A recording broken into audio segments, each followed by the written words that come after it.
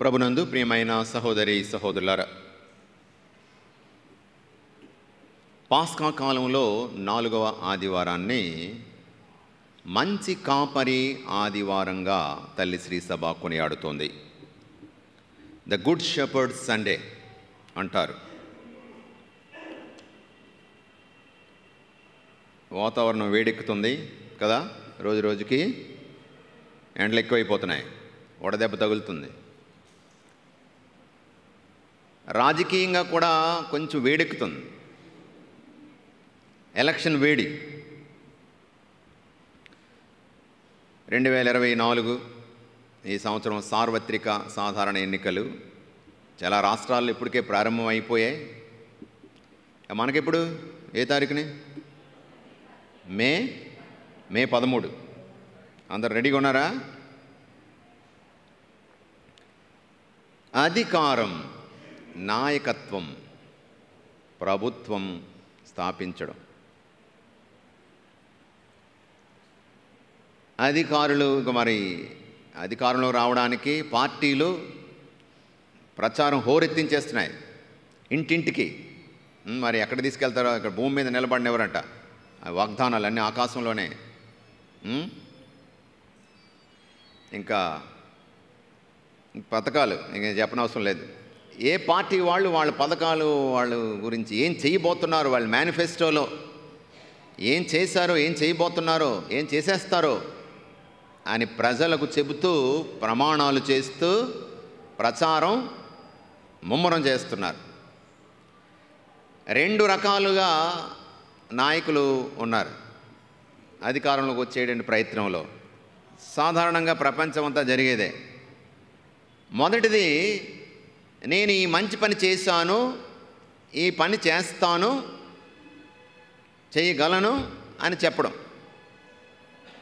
రెండవది, అవతల వాడు మంచోడు కాదు, వాడిని బలహీనతలు ఉన్నాయి, ఈయన తప్పుడు పనులు చేస్తున్నారు, కాబట్టి నాకు ఓటేయండి. 2 రకాలు. నేను మంచి చేస్తాను, ఆలోచన ఉంది కాబట్టి నన్ను గెలిపించండి అన్నం. రెండవది డిఫెన్స్ మెకానిజం. డిఫెన్స్, అవతల వాడు తప్పులు చేస్తున్నాడు, అఫెన్స్, తప్పులు చేస్తున్నాడు, లోపాలు ఉన్నాయి కాబట్టి నేను మంచోడిని, నాకు ఓటేయండి. నేను మంచివాడిని నిరూపించుకోవడం కోసం అవతల వాడు చెడ్డవాడు అని నిరూపించవలసినటువంటి అవసరం లేదు. కానీ అన్ని చోట్ల జరిగేది ఇటువంటి స్ట్రాటజీ. జిమ్మిక్కులు, ఎత్తులు, పై ఎత్తులు. ప్రియమైన సహోదరులారా, ఇటువంటి నాయకత్వం ప్రపంచంలో ఉంది. కానీ క్రీస్తు నాయకత్వం, క్రీస్తు మంచి కాపరి, గుడ్ షెపర్డ్. ఒక కాపరి ఏ విధంగా కాపాడి తనను నమ్ముకున్నటువంటి వారిని సురక్షితంగా ముందుకు తీసుకువెళ్ళాలి. ఒక నాయకుడు లేకపోతే ఒక కాపరి పోషణనివ్వాలి, సంరక్షణనివ్వాలి, నీతి న్యాయాలు నిర్ధారించి తీర్పు చెప్పాలి. ప్రతి నాయకుడు చేయవలసిన పని ఇది. ప్రియ సహోదరులారా, మరి ఇటువంటి ప్రపంచం పోకడ ఉంది. ఒక సామెత ఉంది, అల్పుడికి అధికారం ఇస్తే అర్ధరాత్రి కూడా గొడుగు పట్టమంటాడట. అల్పుడికి అధికారం ఇస్తే అర్ధరాత్రి కూడా గొడుగు పట్టమంటే, నాకు అధికారం ఉంది కాబట్టి అవసరం ఉందా లేకపోయినా నాకున్నటువంటి రాయితీలు, నా హక్కులన్నీ కూడా ఉపయోగించుకుంటాను. అవసరమా? అర్ధరాత్రి ఎవడన్నా గొడుగు పడతాడా? అధికార దుర్వినియోగం చేసేస్తుంటారు. బంధుప్రీతి, స్వార్థం, ఇటువంటి నాయకత్వం మనకు కనబడుతూ ఉంటుంది. కానీ మనందరికీ ఆదర్శవంతమైనటువంటి నాయకుడు క్రీస్తు కాపరి, క్రీస్తు. ఆ క్రీస్తు నుండి 4 లక్షణాలు, 4 విషయాల గురించి ఈరోజు మనం ధ్యానం చేద్దాం. మొదటిది, మంచి కాపరి త్యాగం చేస్తాడు. అలెగ్జాండర్ ద గ్రేట్ ఏ దేశానికి చెందినవాడు? ఏ దేశం? గ్రీకు వీరుడు అంటారు కదా, ఎవరు? అలెగ్జాండర్, విశ్వ విజేత. తక్కువ వయసులో చచ్చిపోయాడు. ఎన్ని సంవత్సరాలు బతికాడో తెలుసా? 33. 33 అనగానే ఎవరు గుర్తొస్తారు? యేసు ప్రభు. 33 సంవత్సరాలే బ్రతికాడు. ప్రపంచాన్ని జయించాడు. దేశం తర్వాత దేశాన్ని తన యుద్ధ తంత్రాలతో ముందుండి నడిపించి గెలిపించాడు. సాధారణంగా రాజులు ఎవరు యుద్ధానికి వెళ్ళరు. దావీదు రాజు ఏం చేశాడు తెలుసు కదా? ఏం చేశాడు? తన సైన్యం యుద్ధానికి వెళితే అతను మాత్రం అంతఃపురంలో పచార్లు కొట్టాడు, పాపంలో పడ్డాడు. కానీ అలెగ్జాండర్ ముందుండి నడిపిస్తాడు సైన్యాన్ని. సో ఒక దేశం తర్వాత ఒక దేశం, రాజ్యం తర్వాత రాజ్యం వాళ్ళు జయించుకుంటూ వెళ్తున్నారట. ఒకసారి మండు టెండలు, సైన్యం ముందుకు వెళ్తుంది, గుర్రాలు, మరి కొన్ని ప్రాంతాల్లో అయితే ఒంటెలు. ఈ విధంగా ఆ ప్రాంతంలో దాహంతో నాలుక పిడచకట్టుకుపోయి, పెదాలు ఎండిపోయి, అలసిపోయి ఆ సైనికులు వెళ్తున్నట్టు. ఆ పశువులు, ఆ గుర్రాలు ఇవన్నీ కూడా అలిసిపోయాయి. నడిపించే ఆ సైన్యం కూడా అలిసిపోయి ఉన్నారు, రాజుగారు కూడాను. ఆ దారిలో కొంతమంది యాత్రికులు వెళ్తున్నారు. వాళ్ళ దగ్గర నీరుంది. రాజుగారిని గురించి చూశారు. అలెగ్జాండర్ రాజుగారు చక్రవర్తి కాబట్టి ఆ నీరు తీసుకొచ్చి ఇచ్చారు, కొంత ఏదో పీపాతో. రాజుగారు తాగబోతూ ఒకసారి చుట్టూ చూశాడు. చుట్టూ చూస్తే ఏముంది? అందరూ కూడా రాజుగారి కోసం ఆ నీటి వైపు చూస్తున్నారు. రాజుగారి వైపున ఆ నీటి వైపు చూస్తున్నారు. దాహంతో ఉన్నారు. కాస్త పెదాలు తడుపుకోవడానికైనా నీరు మిగులుతుందా, కొంచెం ఇస్తే బాగుండు అని అనుకుంటున్నాడు. ఒక క్షణం ఆగాడు. ఆగి, ముందు మీరు తాగండి అన్నాడు. సైన్యం, పెద్ద సైన్యం లేదు, కొంతమంది తాగమన్నారు. వాళ్ళు కొంచెం తాగారు. తాగిన తర్వాత ఇంకా అయిపోయినాయి. కొంచెం ముందుకు వెళ్ళేటప్పటికి అక్కడ ఒక ఒయాసిస్ ఉంది.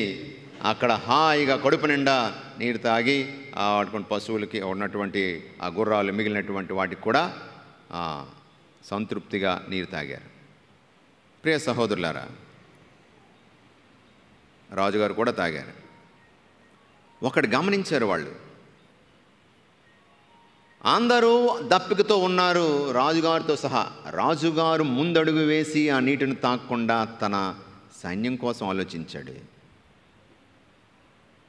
మా కోసం త్యాగం చేసిన రాజు మా రాజు కాబట్టి ఇతని కోసం మా ప్రాణం పెట్టినా పర్వాలేదు.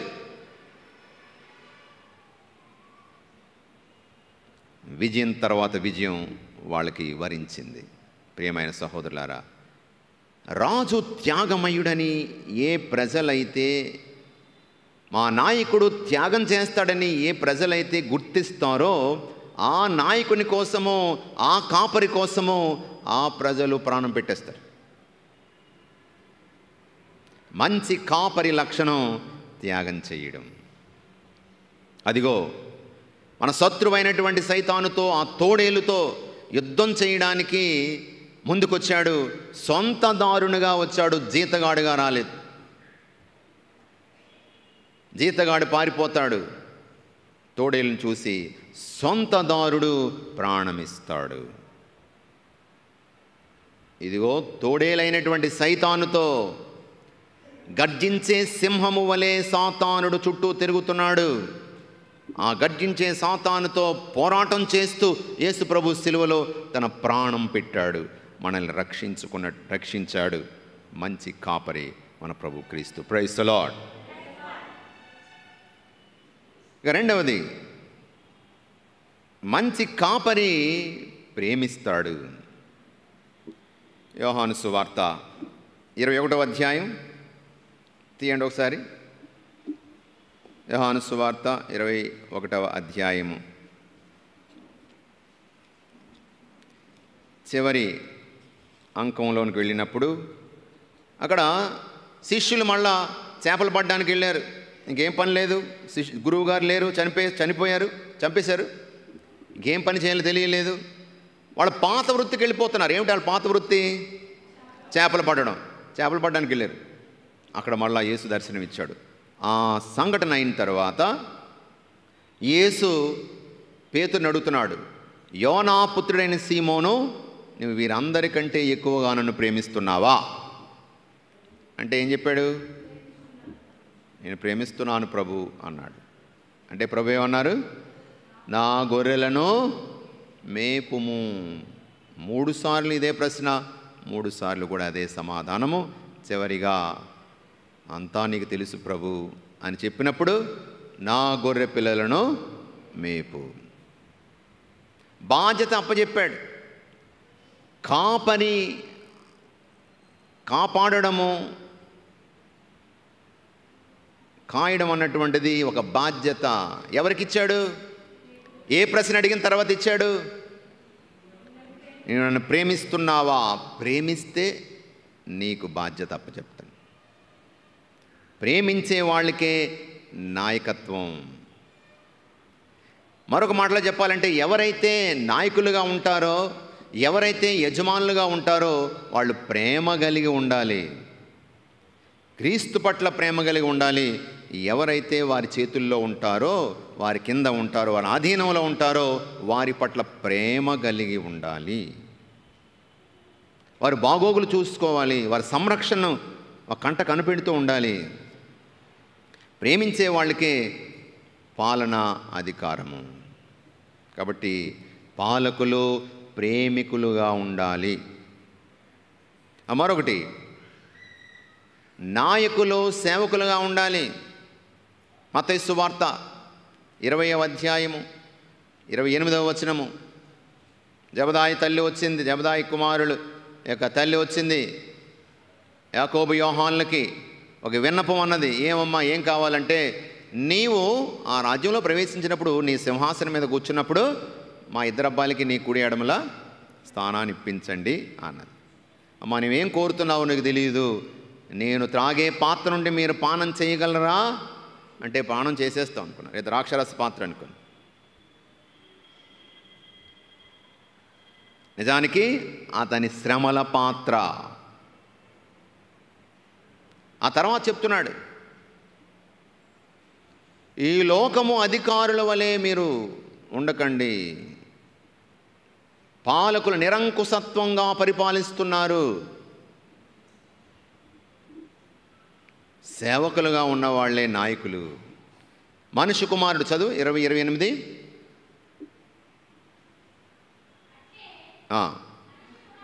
మనుష్య కుమారుడు సేవించుటకే కానీ సేవింపబడుటకు రాలేదు. Praise the lord.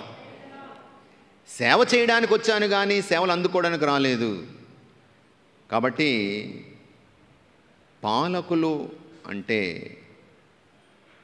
పెత్తనం చెలాయించేవాళ్ళు కాదు, పాదాలు కడిగేవారు. పాదాలు కడిగేవారు అంటే పాదాలు ఎక్కడుంటాయి? పాదాలు ఎక్కడుంటాయా? ఎక్కడుంటాయి? కిందనుంటాయి. అక్కడి వరకు కిందకు దిగేవారు, తగ్గింపు స్వభావం కలిగిన వారు. పాదాలను మనం చాలా తక్కువ స్థాయిగా చూస్తాం. అక్కడుండు, అక్కడ కూర్చో, ఆ కాళ్ళు దగ్గర కూర్చో అంటాం. అంటే మన దృష్టిలో, మన మాటల్లో కూడా పాదాలంటే చాలా తక్కువ చూపు, చిన్న చూపు.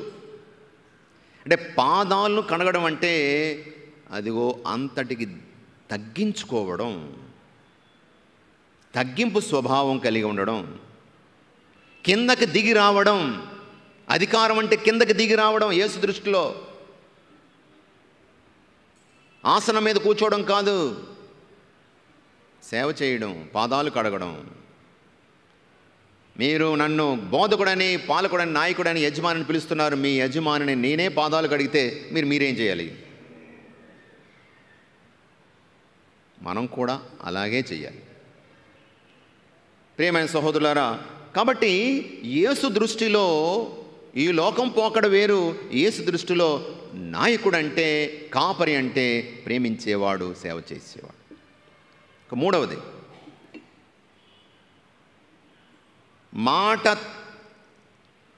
మాట మార్చని, మడమ తిప్పని, మాట తప్పని వాడే నిజమైన నాయకుడు. యేసు ప్రభు జీవితంలో మనం చూస్తున్నాం. 5 రొట్టెలతో 2 చేపలతో 5,000 మందికి సంతృప్తిగా భోజనం పెట్టాడు. యోహాను సువార్త 6వ అధ్యాయం మొదటి 15 వచనాల్లో మనం చూస్తాం ఈ అద్భుతం. 5,000 మందికి భోజనం. 5,000 మంది ఎవరు? స్త్రీలా, పురుషులా? పురుషులు మాత్రమే 5,000 మంది. మరి పురుషులు మాత్రమే వస్తారా? స్త్రీలు, పిల్లలు కూడా ఉంటారు తప్పనిసరిగా. అయితే వాళ్ళ లెక్కలోకి రాలేదు. సాధారణంగా మనం చూసేది ఏంటంటే, ఈ ఆలయం, ఈ ప్రార్థనలు, పూజాబలు సాధారణంగా ఏంటంటే స్త్రీలే ఎక్కువ వస్తారు.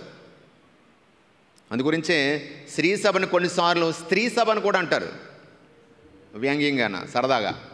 స్త్రీ సభ అంటే కొన్ని గ్రామాలు, కొన్ని సంఘాలకు వెళ్తే అక్కడ స్త్రీలే ఎక్కువ ఉంటారు, పురుషులు ఒకరు ఉంటాడు. ఆ ఫాదర్ గారు, పాస్టర్ గారు, లేకపోతే మాస్టర్ ఎవరు ఉంటారు అంతే. కొన్నిసార్లు అయితే ఆ మాస్టర్ కూడా ఆడవాళ్ళు ఉంటారు. కొన్ని చోట్ల మాస్టర్ అమ్మ గారు ఉంటారు, ఉపదేశ మాస్టర్ ఉండడు, ఉపదేశ మాస్టర్ అమ్మ ఉంటుంది, ఉపదేశ అమ్మ ఉంటుంది. స్త్రీ సభ కాదు, స్త్రీ సభ అంటే స్త్రీ పురుషులు కూడా ఉండాలి. సరే, ఇక్కడ 5,000 మంది పురుషులు అన్నప్పుడు స్త్రీలు కూడా వస్తారు, పిల్లలు ఒకరిద్దరైనా వచ్చి ఉంటారు. కనీసం ఆ లెక్కను చూస్తే 5,000 మంది కాదు, ఓ 15,000-20,000 మంది ఉండి ఉంటారు.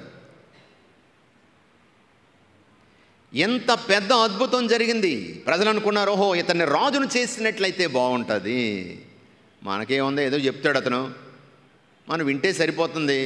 3 పూట్ల చక్కగా మనకి రొట్టెలు, ఫిష్ ఫ్రై ఇలాంటివన్నీ కూడా చక్కగా అందిస్తాడు. ఇతన్ని కానీ రాజును చేస్తే మనకి ఏమీ డోకా లేదు, మనం కష్టపడిన అవసరం లేదు, కాలు కదపన అవసరం లేదు. 3 పూట్ల చక్కగా భోజనం పెడతాడు. ఇతన్ని రాజును చేద్దాం అనుకున్నారు. కానీ అక్కడి నుంచి తప్పుకొని వెళ్ళిపోయాడు. ఎక్కడికి వెళ్ళిపోయాడు? వెతికారు. కాలినడకన పడవలు వేసుకొని ఏసు దగ్గరికి వచ్చి, నువ్వు ఎక్కడికి వెళ్ళావు, మాకు చెప్పాలి కదా అన్నారు. రొట్టెలతో మీ పొట్టలు నిండాయన కదా నన్ను వెంబడించి నా కోసం వెతుకుతున్నారు. నేను చేసిన అద్భుతాన్ని బట్టి కాదు, నా శక్తిని నీవు గుర్తించి కాదు, పొట్ట నిండిందని నా వెంటబడుతున్నారు అన్నాడు. పరలోకముండి దిగి వచ్చిన జీవము గల ఆహారమును నేనే, నన్ను భుజించువాడు ఏనటికని దప్పికొనడు, ఆకలి కొనడు. ఈ లోకం జీవించడానికి ఇచ్చే భోజనం నా శరీరం అన్నాడు.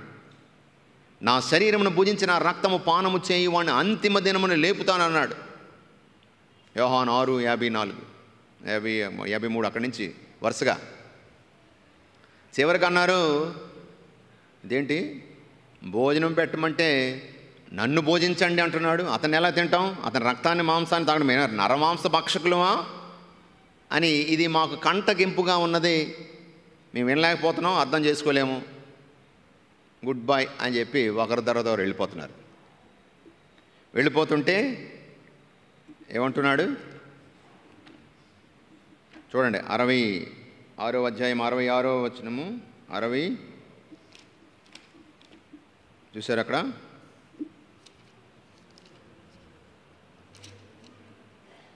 ఆ 66వ వచనము, ఇందువలన ఆయన శిష్యుల్లో అనేకులు ఆయన విడిచి వెళ్ళి మరెన్నడును ఆయనను వెంబడింపరైరి. అప్పుడు ఏమంటున్నాడు చూడండి, వెళ్ళే వాళ్ళని ఆపలేదు, వెళ్ళిపోయే వాళ్ళని ఆపాడా? జనాకర్షణ 5,000 మంది, 5 కాదు కొన్ని వేల మంది ఉన్నారు. అంతవరకు తన మాట విన్నారు, తను చెప్పినట్టు వింటున్నారు. ఇప్పుడు ఒకరి తర్వాత వెళ్ళిపోతున్నారు.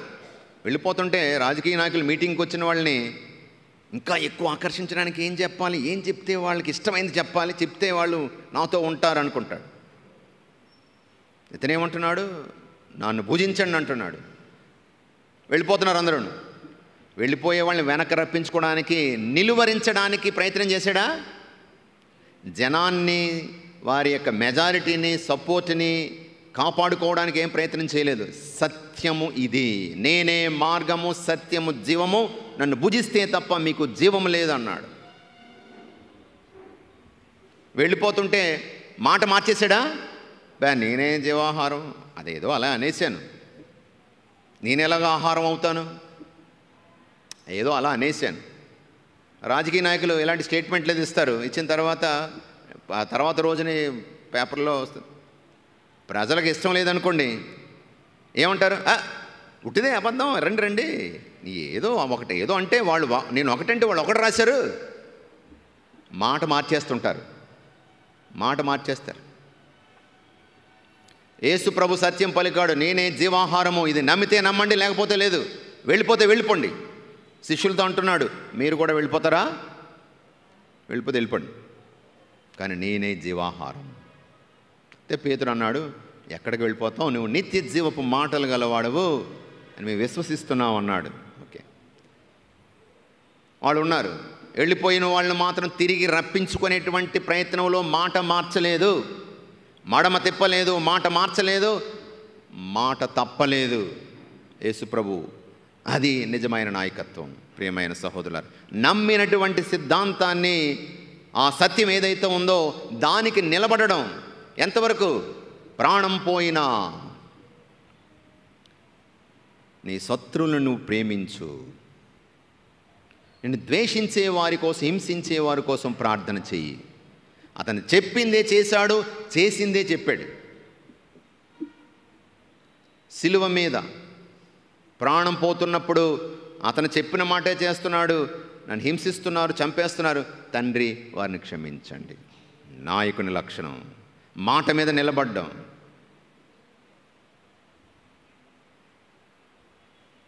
పేతురు కత్తెత్తి ఆ సైనికుని మాల్కూస్ చెవి తెగ నరికేశాడు.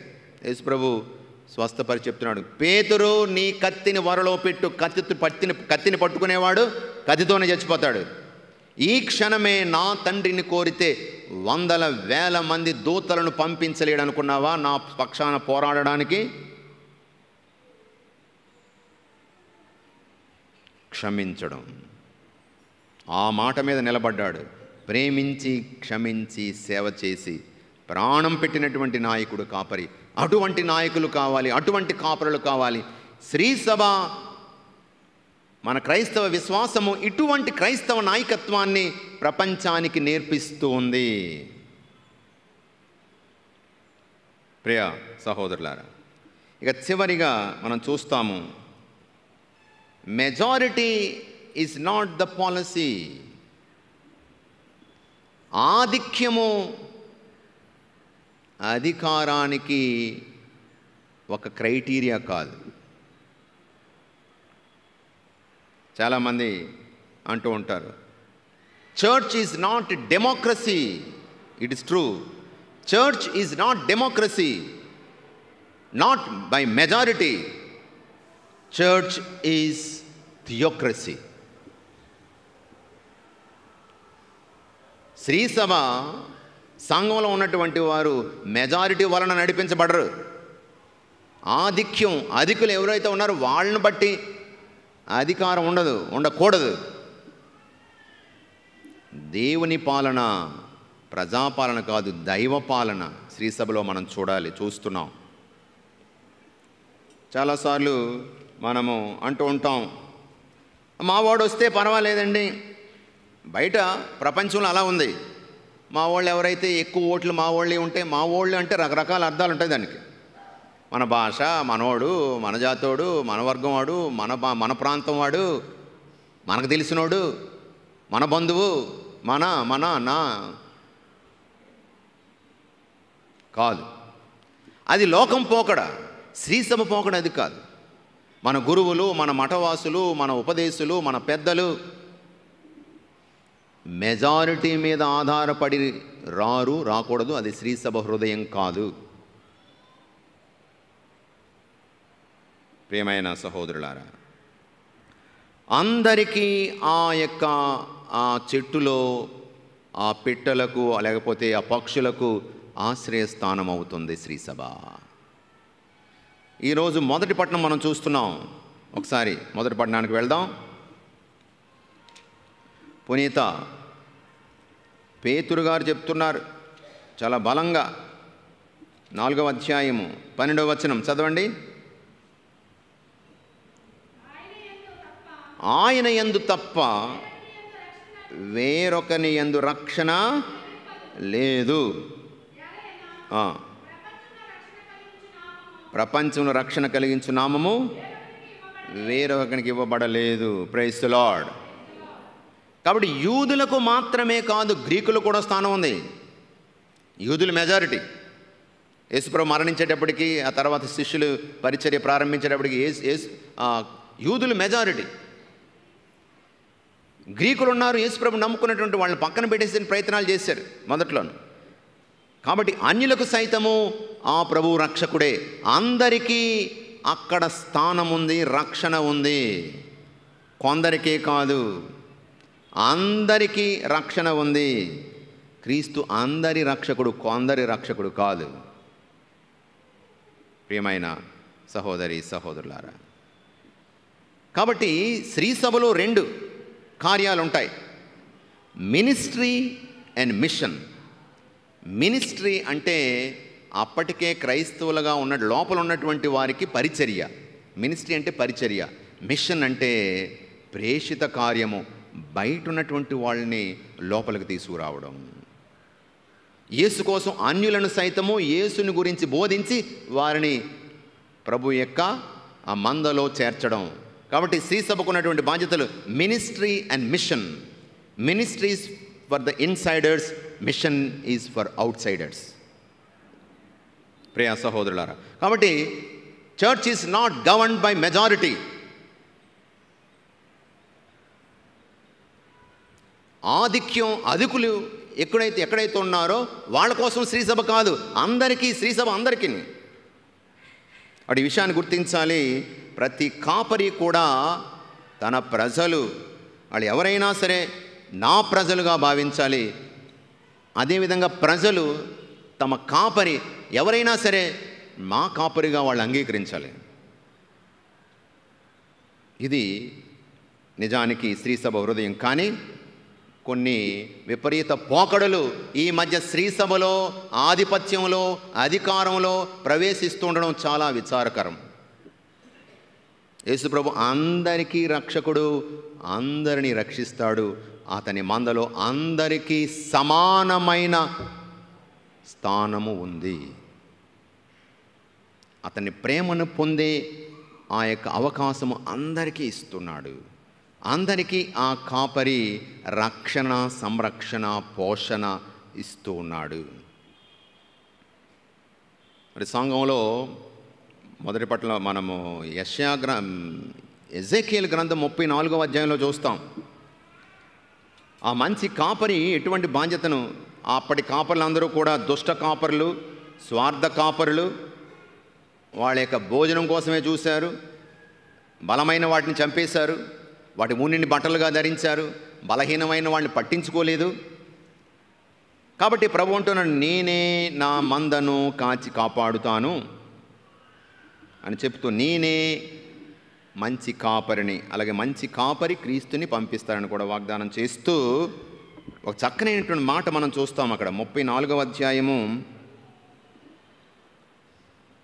16 అక్కడి నుంచి మనం చూస్తే, నేను తప్పిపోయిన గొర్రెలను పక్కకు తొలగిన వానిని తోలుకొని వత్తును, గాయపడిన వానికి కట్టుకట్టుదును, రోగము తగిలిన వానికి జబ్బు నయం చేస్తాను, కొవ్విన వాటిని, బలముగా ఉన్నటువంటి వాటిని శిక్ష అనే మేత పెట్టి లయపరుస్తాడు, సరిచేస్తాడు, సరిదిద్దుతాడు.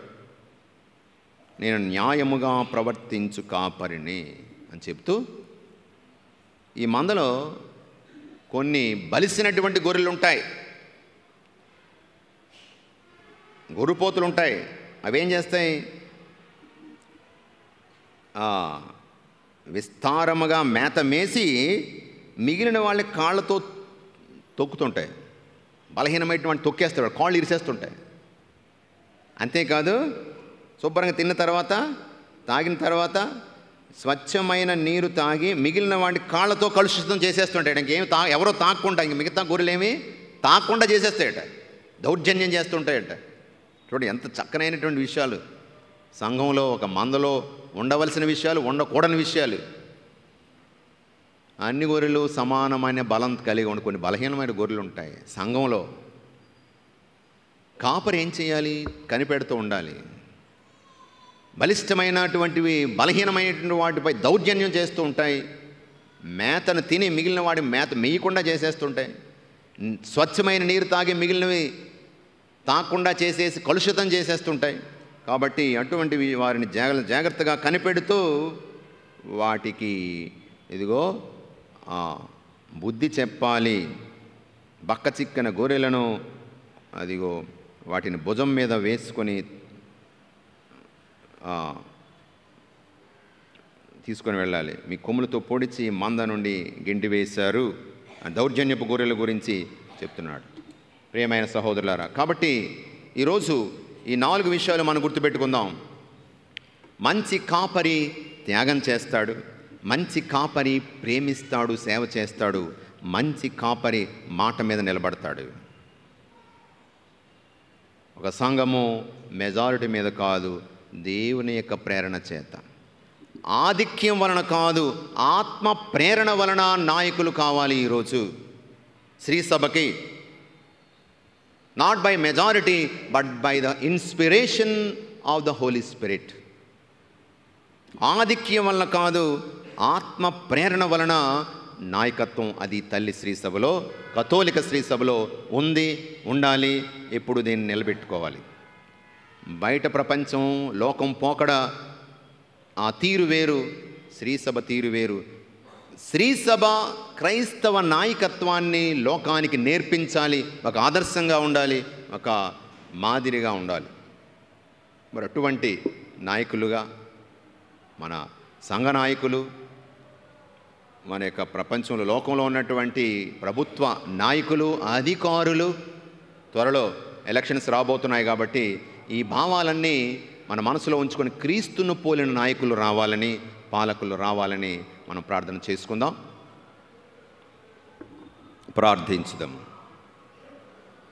ప్రేమగల తండ్రి, కృపగల సర్వేశ్వర, యేసు మా మంచి కాపరి,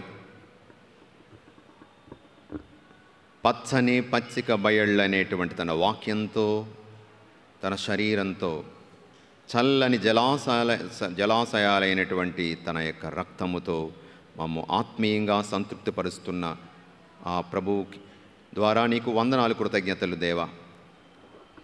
మా సంఘ నాయకులు, శ్రీసభ నాయకులు ఆ క్రీస్తుని యొక్క ప్రేమ హృదయాన్ని త్యాగం చేస్తూ, ప్రేమిస్తూ, సేవ చేస్తూ, క్రైస్తవ విశ్వాసానికి, సత్యాలకు కట్టుబడి ఎంతటి త్యాగం చేయవలసి వచ్చినా నిలబడేటువంటి నాయకులుగా వారిని మార్చండి, తీర్చిదిద్దండి ప్రభువా.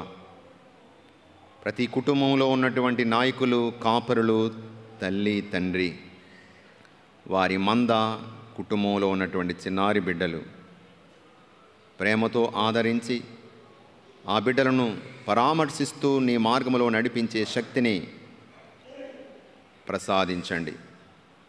విశ్వాస సంఘాన్ని నడిపిస్తున్నటువంటి గురువులకు, మఠవాసులకు, ఉపదేశులకు, సంఘ పెద్దలకు ఇటువంటి క్రైస్తవ నాయకత్వం, క్రీస్తుని పోలి ఉండేటువంటి మనస్తత్వం వారికి ప్రసాదించి బలపరిచి నడిపించండి దేవా. మంచి కాపరులు మేము కావాలని కోరుకుంటున్నాం. అలాగే మంచి గొర్రె పిల్లల్లాగా మేము జీవించే విధముగా మమ్ము దీవించండి. మాట వినే, సఖ్యపడి, సమాధానపడి ఆ కాపరి స్వరాన్ని వింటూ విధేయతతో ముందుకు సాగే అనుగ్రహాన్ని ప్రసాదించండి. మా సంఘము చెదిరిపోకుండా ప్రభువా, చెదరిపోయినటువంటి గొర్రె పిల్లలను తిరిగి ఒక దగ్గరికి చేర్చడానికి, రక్షించడానికి క్రీస్తు వచ్చాడు. ఓ ప్రభువా, చెదరిపోయినటువంటి గొర్రెల్లా ఉన్నాము. చిన్నారి బిడ్డలు, యువతీ యువకులు మా సంఘములో ఇంకా నీ నుండి దూరం అయిపోతున్నటువంటి వారు, విశ్వాసములో ఇంకా సన్నగిల్లిపోతున్నటువంటి వారు దేవ, వారిని చైతన్యపరిచి నీ యొక్క మందలోనికి నడిపించుకోమని మీ కుమారుడును మా ప్రభువైన యేసుక్రీస్తు పరిశుద్ధ నామమున వేడుకొనుచున్నాం తండ్రి.